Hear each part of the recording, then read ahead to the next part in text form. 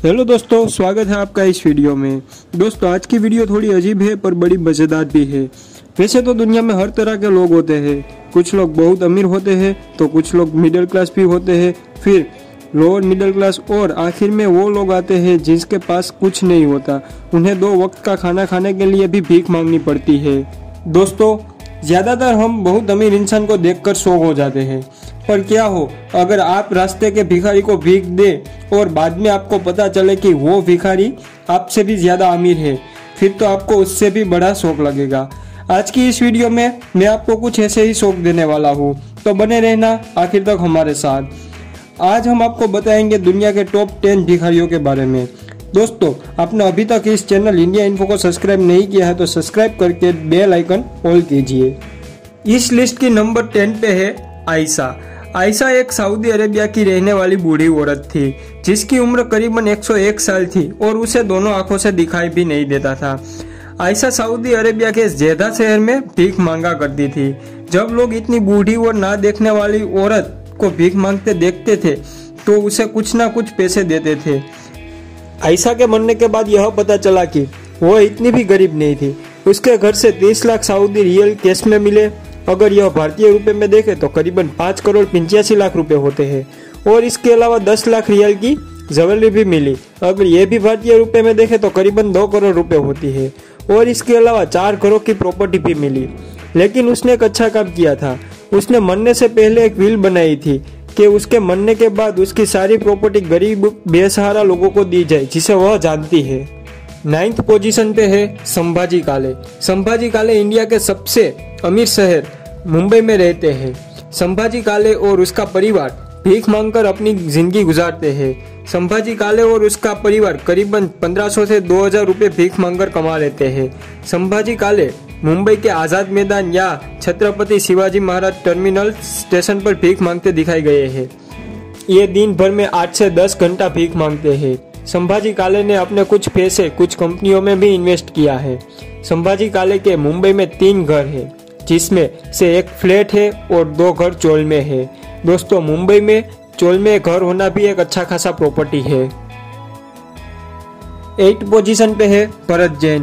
भरत जैन भी मुंबई के ही रहने वाले हैं। उनकी उम्र करीबन 52 साल है। भरत जैन शुरू से ही भिखारी नहीं थे।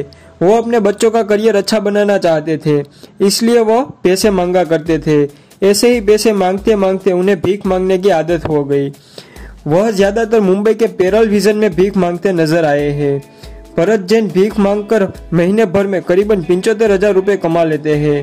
भरत जैन के पास 2 फ्लैट है, जिनमें से एक फ्लैट की कीमत करीबन 70 लाख रुपए है। यह 2 फ्लैट के अलावा भरत जैन के पास एक जूस सेंटर शॉप भी है, जिसे उन्होंने रेंट पर दिया रखा है। हर महीने उस शॉप से करीबन 10 से 12,000 रेंट उन्हें आता है। 7वें नंबर पे है सिमोन राइट्स। सिमोन राइट्स की उम्र करीबन 45 साल है। वह यूके लंदन में रहते हैं। सिमोन राइट्स पर वहां के लोकल कोर्ट ने कई बार बैन लगाया है भीख मांगने पर। सिमोन राइट्स बाज नहीं आते। वह अपना लिविंग स्टैंडर्ड मेंटेन रखने के लिए भीख मांगा करते हैं। वह अपने कुत्ते को साथ लेकर भीख मांगने जाते हैं। वह ज्यादातर रेलवे स्टेशन पर भीख मांगते हुए दिखाई गए हैं, क्योंकि वहां पर बहुत ज्यादा भीड़ रहती है। सिमोन राइट्स भीख मांगकर पूरे साल में करीबन 50,000 पाउंड कमा लेते हैं और भारतीय रुपए में देखें तो करीबन 48 लाख रुपए होते हैं। उनके पास एक बड़ा आलीशान फ्लैट है, जिनकी कीमत 3 लाख पाउंड है। अगर इसे भारतीय रुपए में देखें तो 2 करोड़ 80 लाख रुपए होती है। 6ठे नंबर पे है मासू। मासू भी मुंबई में ही रहने वाले हैं। मासू दिन में 8 से 10 घंटे भीख मांगते हैं। मासू अपनी भीख मांगने वाली जगह पर ऑटो या टैक्सी से पहुंचते हैं और फिर कपड़े बदलकर भीख मांगते हैं। मासू भीख मांगकर महीने भर में 30 से 40,000 रुपए कमा लेता है। ये सब के अलावा मासू के पास 40 लाख की एक प्रॉपर्टी भी है। 5वें नंबर पे है सर्वातिया देवी। सर्वातिया देवी बिहार के पटना में ही रहने वाली है और पटना में ही भीख मांगती है। सर्वातिया देवी का पटना में अशोक सिनेमा के पास एक बड़ा सा फ्लैट है। सर्वातिया देवी को घूमना भी पसंद करती है। वह कई तीर्थ स्थानों पर भी जा चुकी है। 4थे नंबर पे है कोरे। अगर आपको लगता है कि आप जिंदगी में कुछ नहीं कर सकते तो इस बंदे को देख लो। कोरे न्यूयॉर्क की सड़कों पे भीख मांगा करता था। उन्हीं भीख में मांगे हुए पैसों से उसने इन्वेस्ट किया और न्यूज़पेपर बेचना शुरू किया। अब कोरे दिन भर में $100 से भी ज्यादा रुपए कमा लेता है। तीसरे नंबर पे है कृष्ण कुमार गीते।